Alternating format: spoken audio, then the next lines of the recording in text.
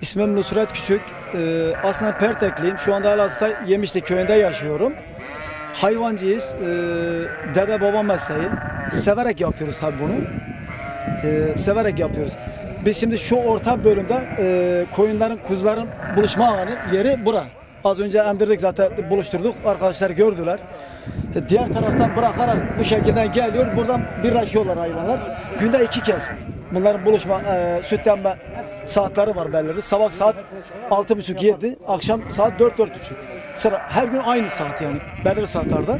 Ondan sonra tekrar ayırıyoruz. Her mal kendi şeyine giriyor. Biz de mesleği severek yapıyoruz diyelim. Mesleğimizi severek yapıyoruz. Baba dede mesleğimiz severek yapıyoruz. Şimdi Biz buluşturduk. Belirli bir yarım saat, 45 dakika içinde bırakıyoruz. Onlar anaları, herkes belirli yerleri var koyunların. Yani mesela anası gider orada durur, belirli bir yerde durur. Yavrusu da koşar oraya gider. Birbirinin sesinden anlarlar. Yani bu Allah'ın bir hikmetidir. Yani insanlar olsa, bu kadar insan bir araya gelse, birbirine benzerse kimse kendi çocuğunu tanımaz hayatta. Ama bunlar Allah vergisi, hayvanlar gerçekten yani Cenab-ı Allah'ın bir şeyi demek.